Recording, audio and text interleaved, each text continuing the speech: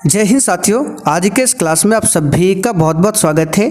तो साथियों, बिहार पुलिस सिपाही की नई भर्ती 2025 के लिए आज हमारा सेट नंबर 24 चलेगा, जिसमें साथियों हम लोग जीके और साइंस को मिलाकर टोटल 50 सिलेक्टेड प्रश्नों को कवर करने वाले हैं।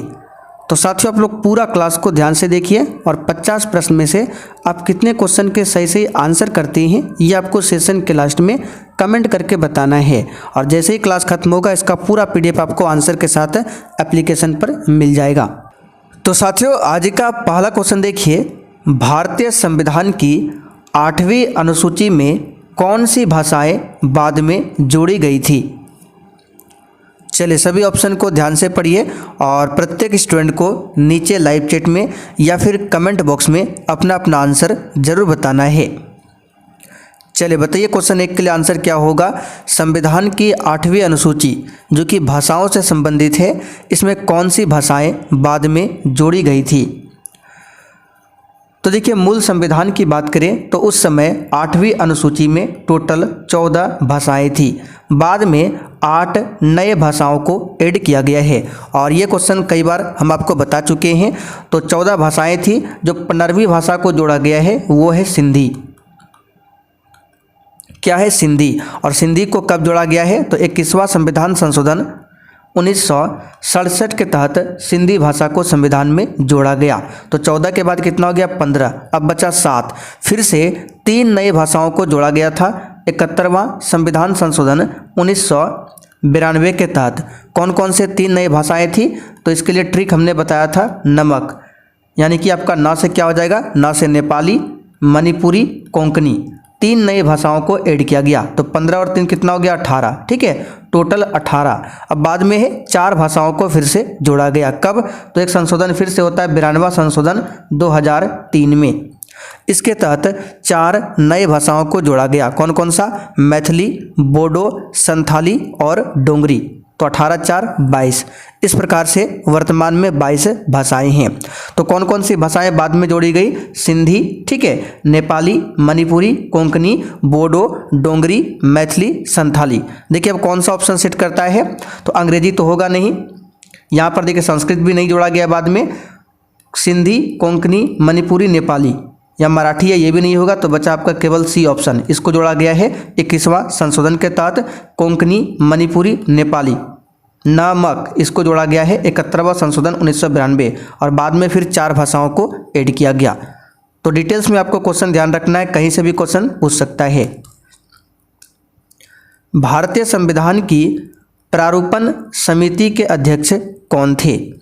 और साथियों, क्लास में हम आपको जो भी एक्स्ट्रा क्वेश्चन बताए हैं उसका अगर आपको नोट्स चाहिए 1 लाइनर फॉर्म में लिखा हुआ तो आपको मिल जाएगा एप्लीकेशन पर। ये हमारा व्हाट्सएप नंबर है, लिख लीजिए 9631887058। इस पर व्हाट्सएप मैसेज करके बता सकते हैं। स्पेशल बिहार जीके का भी आपको नोट्स मिल जाएगा, बिहार पुलिस का क्वेश्चन बैंक भी मिल जाएगा 1 लाइनर फॉर्म में, प्लस जो भी क्लास होता है उसका पीडीएफ भी आंसर के साथ आपको मिल जाएगा। तो प्रारूप समिति की बात करें, इसके अध्यक्ष कौन थे? तो इसका सही जवाब है डॉक्टर BR अम्बेडकर। यहाँ पर ए ऑप्शन आपका सही है। अम्बेडकर जी का जन्म कब हुआ था? तो 14 अप्रैल 1891 को इनका जन्म हुआ था। इनको भारत रत्न कब दिया गया? तो 1990 में इनको भारत रत्न दिया गया था। अगला क्वेश्चन, भारत में मूल अधिकार किस अधिकार के माध्यम से सुनिश्चित किए गए हैं? बताइए, भारत में मूल अधिकार को किस अधिकार के माध्यम से सुनिश्चित किए गए हैं? इसका सही जवाब है संवैधानिक उपचारों के अधिकार से, जो कि आर्टिकल 32 है। ठीक है, तो सी ऑप्शन आपका सही जवाब है। आर्टिकल 32 के तहत अगर आपका मौलिक अधिकार का उल्लंघन होता है तो डायरेक्ट आप लोग सुप्रीम कोर्ट जा सकते हैं 32 के तहत, और अगर आपको हाई कोर्ट जाना है तो आर्टिकल 226 के तहत आप लोग हाई कोर्ट जा सकते हैं। वर्तमान में भारत में टोटल 25 हाई कोर्ट है। जो सबसे बाद वाला नया बना है वो है अमरावती हाई कोर्ट, और सबसे पुराना हाई कोर्ट पूछे तो कलकत्ता हाई कोर्ट। संघ लोक सेवा आयोग यानी कि यूपीएससी के किसी सदस्य को हटाया जा सकता है? बताइए, यूपीएससी के अगर किसी सदस्य को हटाना है तो कौन हटा सकता है? इसका सही जवाब है राष्ट्रपति। यहाँ पर ए ऑप्शन आपका सही जवाब है, ध्यान रखिएगा, राष्ट्रपति। ठीक है, चलिए आगे बढ़ते हैं। और नियुक्ति कौन करता है? तो संघ लोक सेवा आयोग के सदस्यों की नियुक्ति राष्ट्रपति करता है और उन्हें हटाने की शक्ति भी राष्ट्रपति के ही पास में है। अगला क्वेश्चन, संसद के दोनों सदनों का संयुक्त अधिवेशन कब बुलाया जाता है? बहुत ही शानदार क्वेश्चन है, लगाइए इसका आंसर क्या होगा। संयुक्त अधिवेशन के बारे में कई बार बता चुके हैं, आर्टिकल 108 में इसके बारे में बताया गया है। संयुक्त अधिवेशन को राष्ट्रपति बुलाता है और इसकी अध्यक्षता करता है लोकसभा का अध्यक्ष। तो कब बुलाया जाता है ये पूछा जा रहा है। तो जब एक सदन द्वारा पारित विधेयक दूसरे सदन द्वारा अस्वीकार कर दिया जाता है तब बुलाया जाता है, और एक सदन द्वारा अनुमोदित कर दूसरे सदन द्वारा अस्वीकार कर दिया जाता है तो इस स्थिति में भी संयुक्त अधिवेशन को बुलाया जाता है। यानी कि दोनों कंडीशन में अधिवेशन को, संयुक्त अधिवेशन को बुलाया जाता है। तो यहाँ पर आंसर हमारा हो जाएगा डी ऑप्शन, 2 और 3 दोनों, ध्यान रखिएगा। उच्चतम न्यायालय यानी कि सर्वोच्च न्यायालय यानी कि सुप्रीम कोर्ट, इन्होंने हमारे संविधान की आधारभूत संरचना की घोषणा किस मामले में किया था?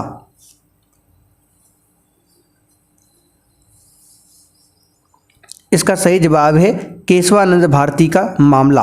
ए ऑप्शन यहाँ पर आपका सही है। चलिए आगे देखते हैं।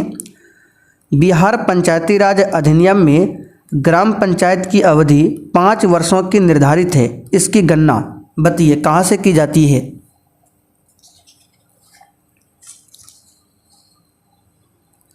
तो बिहार पंचायती राज अधिनियम 2006 के अकॉर्डिंग, ठीक है, बिहार पंचायती राज अधिनियम 2006 के अनुसार ग्राम पंचायत अपनी प्रथम बैठक के तिथि से 5 वर्षों की अवधि तक रहेगी। ठीक है, उससे अधिक नहीं।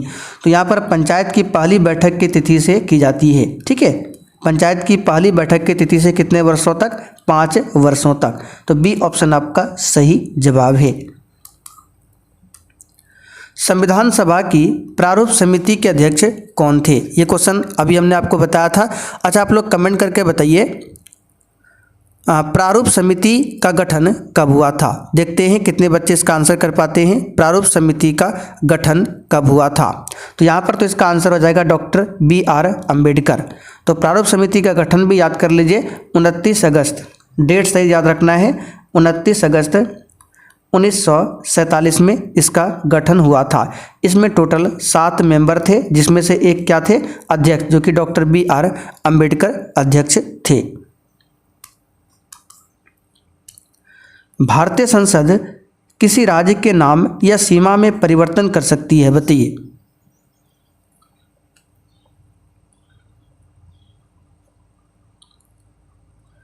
तो संसद जो है आर्टिकल 1 के अंतर्गत सामान्य बहुमत से कानून बनाकर नए राज्यों की स्थापना कर सकती है, और जो वर्तमान राज्य है उसके क्षेत्र, सीमा और नाम में भी परिवर्तन कर सकता है। तो सामान्य बहुमत के द्वारा, ठीक है, सामान्य बहुमत के द्वारा कौन कर सकता है? तो संसद। भारत के संविधान का मसौदा तैयार करने के लिए संविधान सभा ने डैश को मसौदा समिति का गठन किया था। अभी हमने आपको बताया था प्रारूप समिति, तो प्रारूप समिति को ही मसौदा समिति भी बोला जाता है और ड्राफ्टिंग कमेटी इंग्लिश में बोला जाता है। तो इसका सही जवाब है 29 अगस्त 1947। ठीक है, तो यहाँ पर इसका आंसर क्या होगा? तो क्वेश्चन नंबर 10 के लिए आंसर क्या हो जाएगा आपका? ऑप्शन, यहाँ पर देखिए ए ऑप्शन में दिया है 29 अगस्त 1947। ठीक है, चलिए आगे बढ़ते हैं। महात्मा गांधी ने किस पुस्तक में लिखा है कि भारत में ब्रिटिश शासन भारतीयों द्वारा किए गए विस्तारित सहयोग का परिणाम था? तो यहाँ पर इस क्वेश्चन का आंसर क्या होगा? हिंद स्वराज। हिंद स्वराज के लेखक कौन है? महात्मा गांधी जी। बी ऑप्शन आपका सही है, ध्यान रखिएगा। सत्य के साथ मेरे प्रयोग की कहानी, ये भी किसकी है? महात्मा गांधी की है। यहाँ पर बोला गया है कि महात्मा गांधी ने किस पुस्तक में लिखा है कि भारत में ब्रिटिश शासन भारतीयों द्वारा किए गए विस्तारित सहयोग का परिणाम था। इसका सही जवाब है हिंद स्वराज। निम्नलिखित में से कौन सा पर्वतीय दर्रा भारत, चीन और म्यांमार की त्रिसंधि का परिणाम करता है? तो भारत, चाइना और म्यांमार कौन सा दर्रा है? तो इसका सही जवाब है दीफू दर्रा। दीफू दर्रा भारत, चाइना और म्यांमार की विवादित त्रिबिंदु सीमाओं के क्षेत्र में स्थित एक पहाड़ी दर्रा है। यहाँ पर सी ऑप्शन आपका सही जवाब है, ध्यान रखिएगा। आगे देखिए, 1946 में ब्रिटिश सरकार द्वारा एक कैबिनेट मिशन भारत भेजा गया था जिसमें डैश सदस्य शामिल थे। अच्छा, ये जो कैबिनेट मिशन है ये मिशन भारत कब आया था? तो 1946 में। पूरा डेट अगर आपसे पूछे तो 24 मार्च 1946, 24 मार्च 1946 को भारत आया था, ध्यान रखिएगा। इस मिशन का जो गठन किया गया था ब्रिटेन के प्रधानमंत्री क्लेमेंट एटली की पहल पर इस मिशन का गठन किया गया था। कैबिनेट मिशन में 3 सदस्य थे जिसमें से एक अध्यक्ष था। अध्यक्ष कौन था? Pethick Lawrence. फिर से रिपीट कर देते हैं, Pethick Lawrence, Lord Pethick Lawrence cabinet mission के अध्यक्ष थे। बाकी 2 सदस्य और कौन कौन थे? तो अलेक्जेंडर, ठीक है, अलेक्जेंडर एवी अलेक्जेंडर थे, और तीसरे कौन थे? तो स्टैफोर्ड क्रिप्स। 3 सदस्य कौन कौन थे? रिपीट कर देते हैं। पहला था पैथिक लॉरेंस, दूसरा था ए से एवी अलेक्जेंडर, तीसरा था सर स्टैफोर्ड क्रिप्स। 3 सदस्य थे जिसमें से पी क्या है? पैथिक लॉरेंस अध्यक्ष थे। तो इसमें 3 सदस्य शामिल थे। इंटरनेट में डैश का उपयोग किया जाता है? बताइए, इंटरनेट में किसका उपयोग किया जाता है? तो इसका सही जवाब है पैकेट स्विचिंग का इस्तेमाल होता है। संयुक्त राष्ट्र संघ की स्थापना डैश देशों द्वारा संयुक्त राष्ट्र चार्टर पर हस्ताक्षर के माध्यम से की गई थी? तो संयुक्त राष्ट्र की स्थापना जो है कितने देशों द्वारा संयुक्त राष्ट्र चार्टर पर हस्ताक्षर के माध्यम से किया गया था, ये आपको बताना है। तो इसका सही जवाब है 51 देशों के हस्ताक्षर के द्वारा हुआ था। बी ऑप्शन यहाँ पर आपका सही आंसर है। चलिए आगे देखते हैं। कंप्यूटरों में डिलीट की गई फाइलें डैश में चली जाती है? चलिए क्वेश्चन 16 के लिए आंसर बताइए। ये सब क्वेश्चन, एक क्वेश्चन एग्जाम में आता है बिहार पुलिस में, ठीक है। तो कंप्यूटर में डिलीट की गई फाइलें जो है रिसाइकल बिन में चली जाती है। डी ऑप्शन यहाँ पर सही है। चलिए आगे देखिए।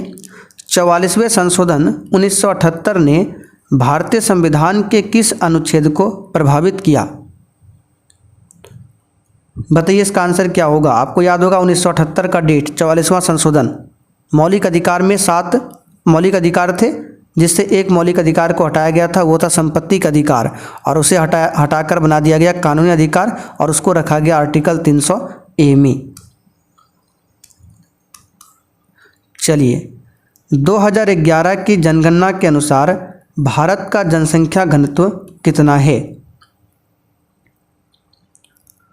तो ये क्वेश्चन सभी को पता होना चाहिए। इस टाइप के क्वेश्चन एग्जाम में अक्सर पूछे जाते हैं। बताइए इसका आंसर क्या होगा। 382 व्यक्ति प्रति वर्ग किलोमीटर, ठीक है, 2011 की जनगणना के अनुसार। अच्छा, इस जनगणना के अनुसार भारत का सबसे अधिक घनी आबादी वाला राज्य कौन सा था? तो बिहार। बिहार में कितना? तो 1106 व्यक्ति प्रति वर्ग किलोमीटर। और सबसे कम पूछे तो सबसे कम कहाँ पर था बताइए, तो आप लोग कमेंट करके बताइए सबसे कम। कई बार बता चुके हैं।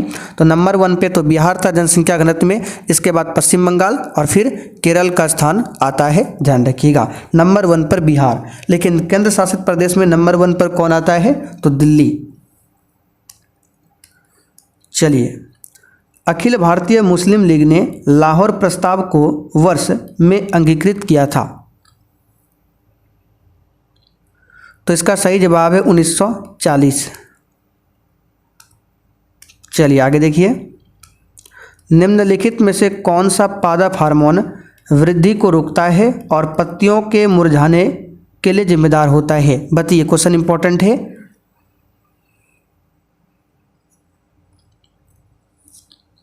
तो इसका सही जवाब है एब्सिसिक एसिड। एब्सिसिक अम्ल पौधों में प्राकृतिक रूप से पाया जाता है और ये क्या क्या करता है? तो यह पौधे के विकास में बाधक होता है, ठीक है। ये पौधे के विकास में बाधक होता है, साथ ही बीज के अंकुरन एवं पत्तियों के मुरझाने के लिए भी उत्तरदायी होता है। तो पूछा जाता है कौन सा हार्मोन फिर पौधे के वृद्धि को रोकता है, तो यही एब्सिसिक एसिड पौधे के वृद्धि को रोकता है और पत्तियों के मुरझाने के लिए भी यही जिम्मेदार होता है। तो यहाँ पर बी ऑप्शन आपका सही जवाब है, ध्यान रखिएगा। आगे देखिए, एजरा कप किस खेल से संबंधित है?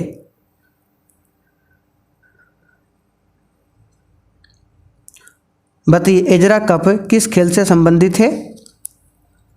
तो यहाँ पर इस क्वेश्चन का आंसर क्या हो जाएगा? एजरा कप किस खेल से संबंधित है? इसका सही जवाब है पोलो से संबंधित है।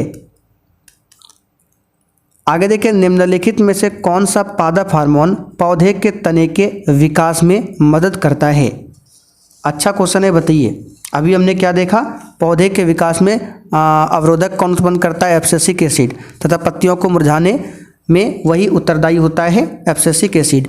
लेकिन यहाँ पर पूछा जा रहा है कि कौन सा पादप हार्मोन है जो पौधों के तने होते हैं उसके विकास में मदद करता है? तो ये है जिब्रेलिन। अच्छा क्वेश्चन है, ध्यान रखिएगा। जिब्रेलिन एक पादप हार्मोन है जो पौधे के तने के विकास में मदद करता है। यहाँ पर डी ऑप्शन आपका सही है। अच्छा, जिब्रेलिन हार्मोन जो है ये किसके द्वारा नियंत्रित होता है? तो याद रखिएगा, ऑक्सिन। जिब्रेलिन हार्मोन जो है ऑक्सिन के द्वारा नियंत्रित होता है।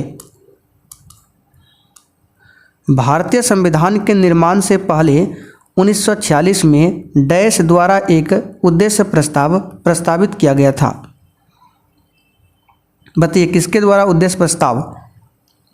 तो पंडित जवाहरलाल नेहरू, कई बार बता चुके हैं। संविधान सभा की तीसरी बैठक 13 दिसंबर 1946 को इसी में उद्देश्य प्रस्ताव को पेश किया गया था। ए ऑप्शन यहाँ पर आपका सही जवाब है। अच्छा, उद्देश्य प्रस्ताव को संविधान सभा के द्वारा अपनाया कब गया था? तो 22 जनवरी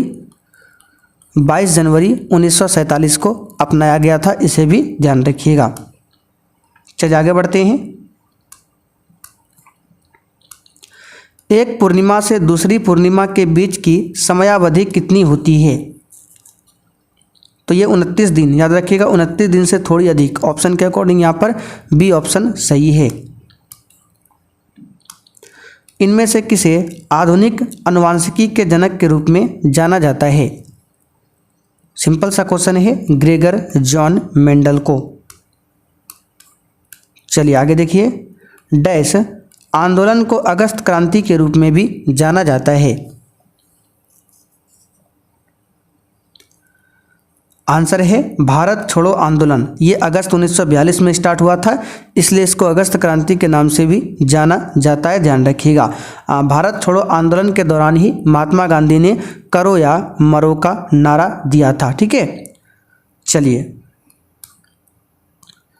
भारतीय संविधान के किस अनुच्छेद में संसद के विश्रांति काल के दौरान राष्ट्रपति को अध्यादेश लाने की शक्ति प्रदान की गई है?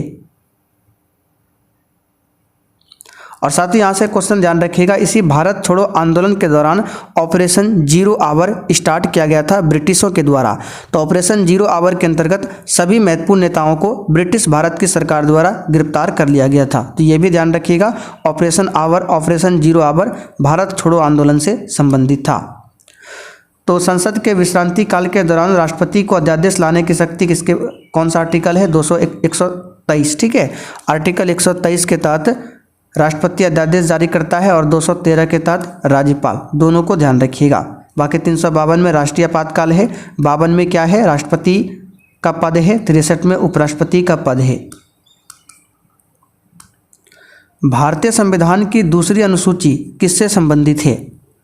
पहली, दूसरी, तीसरी, चौथी, पांचवी, छठी, 12 तक पूरा आपको कंप्लीट याद रखना है। इसके लिए नोट्स भी आपको बनाकर दे चुके हैं। तो इसका सही जवाब क्या हो जाएगा, बताइए।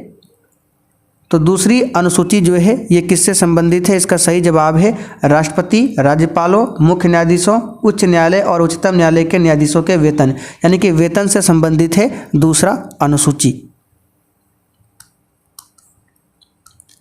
जीव के वैज्ञानिक नामकरण या नामकरण की उस प्रणाली जिसका हम आज उपयोग करते हैं, इसकी खोज किस वैज्ञानिक के द्वारा किया गया था?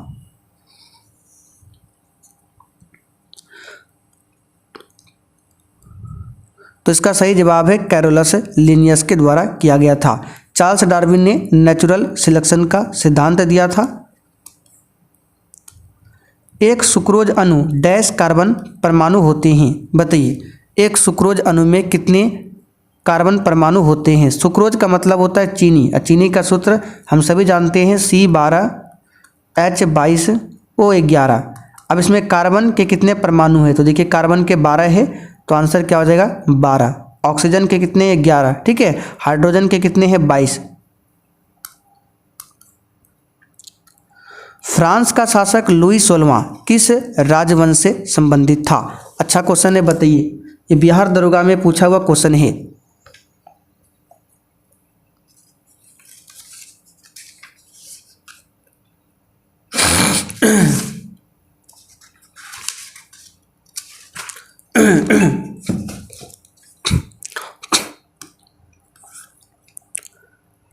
तो यहाँ पर इस क्वेश्चन का आंसर क्या होगा, बूर्बो राजवंश से संबंधित था। सी ऑप्शन आपका सही जवाब है, ध्यान रखिएगा। फ्रांस की क्रांति कब होती है 1789 में, 1789 में। रूस की क्रांति 1917 में।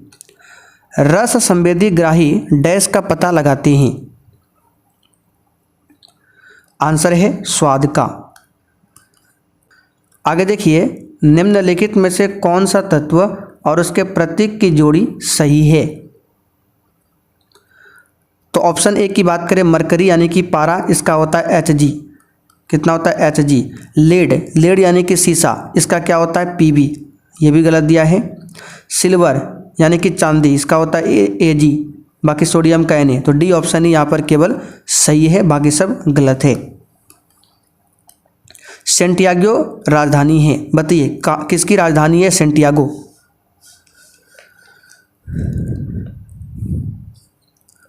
तो इस क्वेश्चन का आंसर क्या हो जाएगा, चिली की राजधानी है, ठीक है। डी ऑप्शन यहाँ पर आपका सही है, चिली।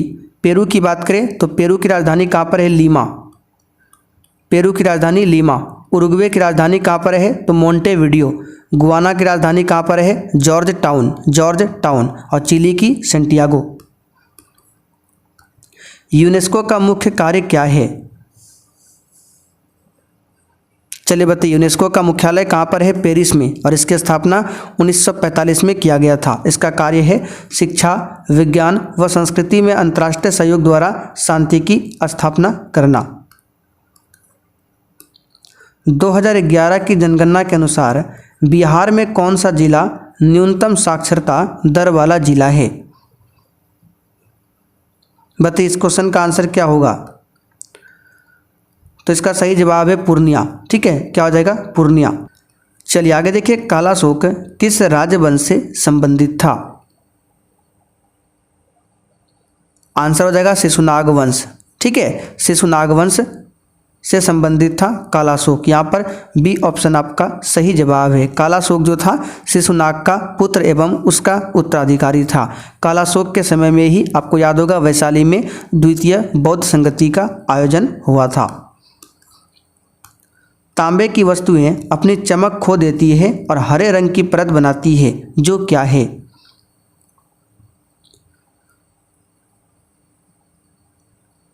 इसका सही जवाब हो जाएगा कॉपर कार्बोनेट। बनाता है कॉपर ऑक्साइड, ठीक है। तो कॉपर ऑक्साइड पुनः कार्बन डाइऑक्साइड के साथ मिलकर कॉपर कार्बोनेट बना देता है। तो यहाँ पर सी ऑप्शन सही है। चलिए आगे देखते हैं, राष्ट्रपति पद के चुनाव के लिए जमानत राशि क्या है, तो ये बता चुके एक बार 15,000 रुपया, ठीक। लाल लेटराइट मिट्टियाँ किस फसल के लिए अधिक उपयुक्त है,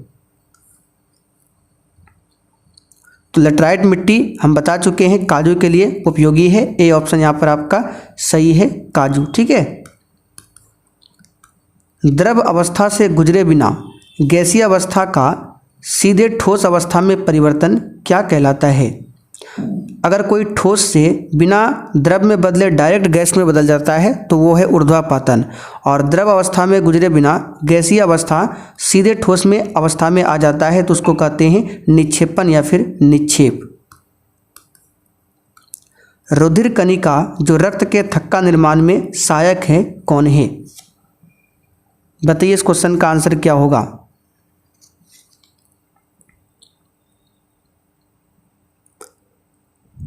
तो इसका सही जवाब है प्लेटलेट्स।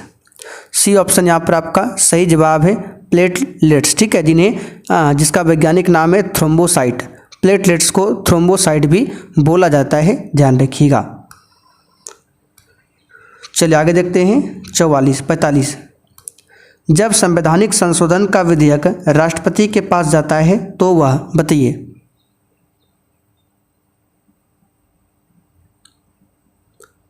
तो जब संवैधानिक संशोधन, अच्छा संविधान संशोधन के बारे में भाग 20 में बताया गया है और आर्टिकल 368 में बताया गया है, और इस प्रावधान को दक्षिण अफ्रीका के संविधान से लिया गया है, ध्यान रखिएगा। संविधान संशोधन विधेयक जो है संसद के किसी भी सदन में पेश किया जा सकता है, इस बात को ध्यान रखिएगा।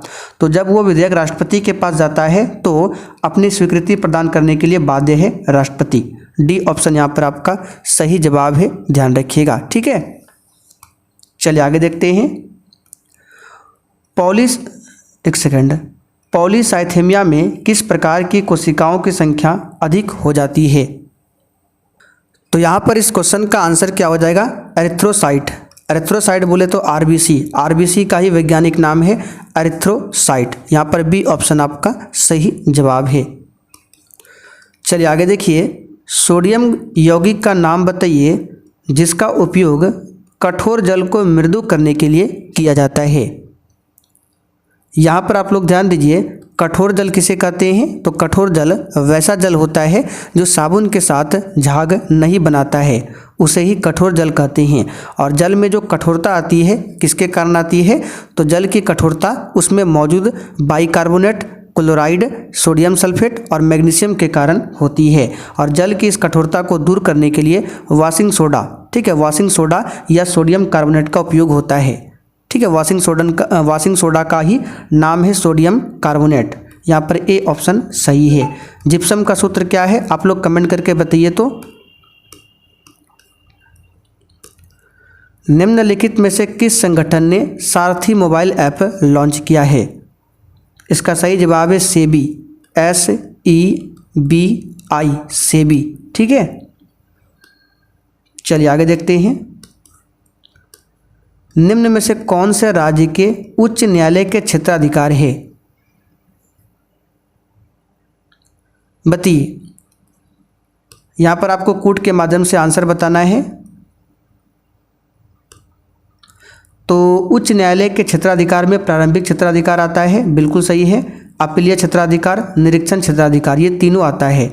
तो यहाँ पर आंसर क्या हो जाएगा? पहला वाला ऑप्शन 1, 2 और 3। ठीक है, प्रारंभिक अधिकार, अपीलीय क्षेत्राधिकार और निरीक्षण अधिकार। यहाँ पर आंसर क्या हो जाएगा? पहला वाला ऑप्शन।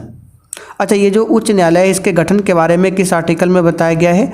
तो आर्टिकल 214 में उच्च न्यायालय के गठन के बारे में बताया गया है, और सर्वोच्च न्यायालय के गठन के बारे में 124 में बताया गया है, ध्यान रखिएगा। चलिए आगे देखते हैं। सूची 1 को सूची 2 से मिलान करना है और कूट के माध्यम से आंसर बताना है।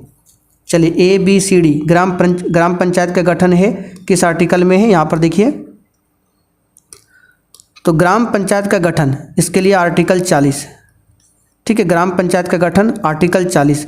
एक समान नागरिक संहिता, ये तो आर्टिकल 44 में आता है। यानी ए का देखते हैं कौन सा है, तो ए का देख सकते हैं आर्टिकल 40, 3, ए का 3, एक ही ऑप्शन में दिया ए का 3, बाकी बी का 4 देख सकते हैं आर्टिकल 44। और जो बचा है देख लेते हैं, जैसे कृषि और पशुपालन, ये 48 के अंतर्गत आता है। न्यायपालिका और कार्यपालिका का पृथक्करण, ये बता चुके हैं, 50 में आता है। तो इसका जो आंसर हो जाएगा आपका ए वाला हो जाएगा। बाकी जितने भी ऑप्शन है इसको सही से याद कर लीजिएगा, महत्वपूर्ण है। तो चलिए आज का सेट यहीं पर कंप्लीट होता है। अब आप लोग कमेंट करके बताइए आपने 50 क्वेश्चन में से कितने क्वेश्चन सही किए हैं। और ये हमारा व्हाट्सअप नंबर है, लिख लीजिए 9631887058। किसी को भी नोट सही है तो इस पर मैसेज करके बता सकते हैं।